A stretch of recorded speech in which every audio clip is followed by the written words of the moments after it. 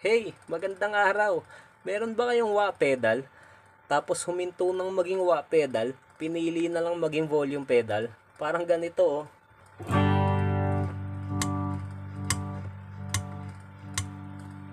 Ayan oh. Ayaw na niyang maging wah pedal. Humihina na lang yung tunog niya. Pero sa video na ito, ituturo ko sa inyo kung paano nyo yan maibabalik sa pagiging wah pedal na parang ganito.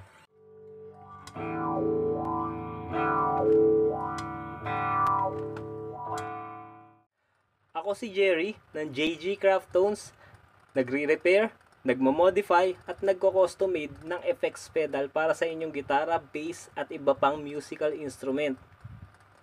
Bago tayo magsimula, dapat nyo munang malaman na ang repair method na ito ay gumagana lang sa mga wah pedal na mayroong inductor. Yun ay dahil yung mga wah pedal na may mga inductor ay pare-parehas lang ng core circuit para sa wah sound. Isa pang dapat nyong malaman, malaking tulong kung meron kayong schematics. At syempre, mas maganda kung marunong kayong magbasa ng schematics. Kung sakali namang hindi kayo marunong magbasa ng schematics, okay lang yon. I-download nyo lang yung schematics ng wah pedal na i-repair ninyo. Tapos, dalihin nyo na lang sa pinakamalapit at pinagkakatiwalaan nyong electronic technician. Okay? Dahil alam nyo na yan, magsimula na tayo. Sa video na ito, gagamitin kong example ay itong Dime Cry Baby from Hell ng Dunlop. Ito ay signature wah pedal ni Dimebag Darrell. Ngayon, tignan natin yung loob niya.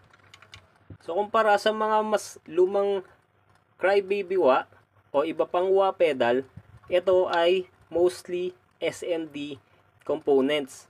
Ang ibig sabihin ng SMD ay Surface Mount Devices. Ibig sabihin nun, yung mga pyesa ay nakahinang sa ibabaw lang ng board at walang butas kung saan ipinapasok yung bawat legs ng mga pyesa. Ngayon, tignan natin ang schematics para sa wah pedal na ito. Dito sa schematics ng Dime Cry Baby from Hell, dito tayo magfo-focus. Kung nakikita nyo, ito yung transistor, ito yung inductor, at ang papalitan natin ay itong pyesa na ito sa ibaba ng inductor.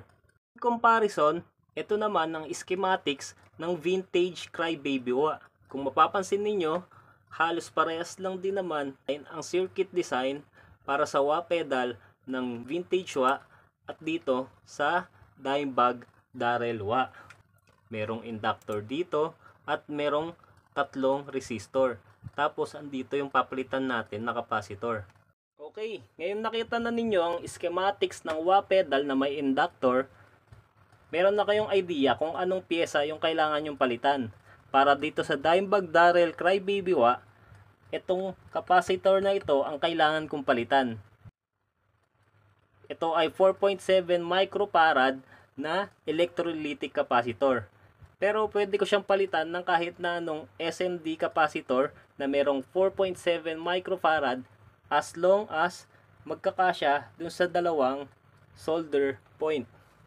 Sa repair na ito, ang gagamitin kong pyesa ay hindi electrolytic kundi tantalum capacitor na mas maliit ng konti sa electrolytic. Papakita ko sa inyo.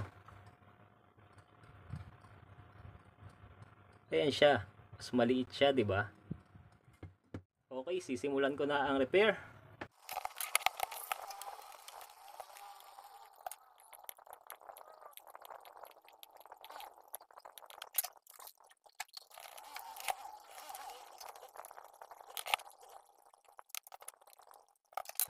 Okay.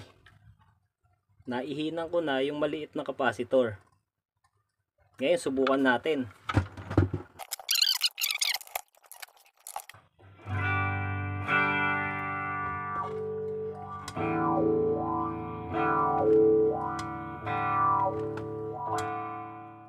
Nang dahil lang sa isang pyesa, naibalik natin ang wah pedal na naging volume pedal para maging wah pedal ulit siya. Successful ang repair natin. Kung nagustuhan nyo ang video na ito, huwag kayong mahiya na i-like at mag-subscribe sa YouTube channel ng JG Craft Tones. At kung nasa Facebook naman kayo, i-follow nyo na rin ang JG Craft Tones sa Facebook, pati na rin sa Instagram. Tapos, i-share nyo na rin to sa mga kaibigan nyo na may problema sa crybaby wah nila or sa kahit na anong wah pedal na merong inductor. Okay, salamat ulit sa panonood ng video na to. Hanggang sa susunod ulit. Paalam!